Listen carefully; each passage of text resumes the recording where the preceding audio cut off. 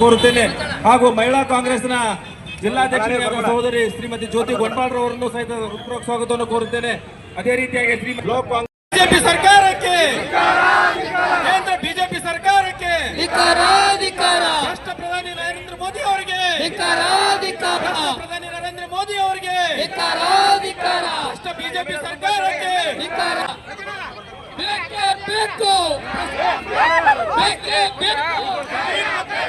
ಎಲ್ಲವರೆಗೂ ಹೋರಾಟ,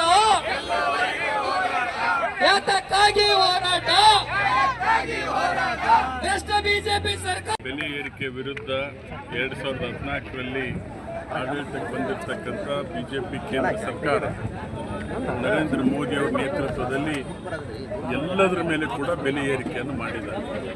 ಒಂದಲ್ಲ, ರಾಸಾಯನಿಕ ಗೊಬ್ಬರ ಇರ್ಬೋದು, ಪೆಟ್ರೋಲಿಯಂ ಪ್ರಾಡಕ್ಟ್ ಇರ್ಬೋದು, ಆಹಾರ ಪದಾರ್ಥಗಳಿರ್ಬೋದು, ಬಡವರಿಗೆ, ಶೋಷಿತರಿಗೆ, ದೀನದಲಿತರಿಗೆ, ಆರ್ಥಿಕವಾಗಿ ಹಿಂದುಳಿದಿರ್ತಕ್ಕಂಥ ಎಲ್ಲ ಸಮುದಾಯಕ್ಕೆ ಬರೆಯಾಗ್ತಕ್ಕಂಥ ಕೆಲಸವನ್ನು ಕೇಂದ್ರ ಸರ್ಕಾರ ಮಾಡ್ತಾ ಇದೆ.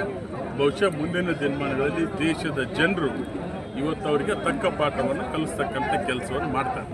ಅದೇ ಹೇಳಿದ್ದೀನಿ, ಈಗ ಡಾಲರ್ ರೇಟು 30 ರೂಪಾಯಿ, 30-40 ರೂಪಾಯಿ ಮಾಡ್ತಂದ್ರು, ಈಗ 95 ಇದೆ.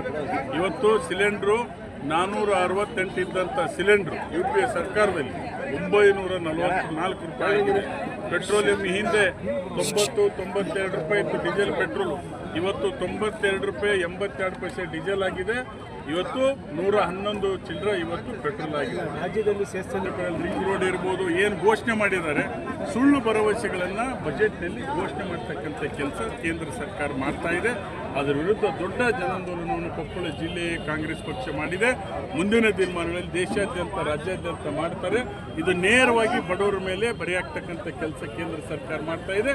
ಇದು ಇವತ್ತು ಇನ್ನೂ ಸ್ವಲ್ಪ ದಿನ ಹೋದರೆ ಕ್ವಾರಂಟೈನ್ ಆಗ್ರಿ ಅಂತಕ್ಕಂಥ ಮಾತನ್ನು ನರೇಂದ್ರ ಮೋದಿ ಅವರು ಹೇಳ್ತಾ ಇದ್ದಾರೆ.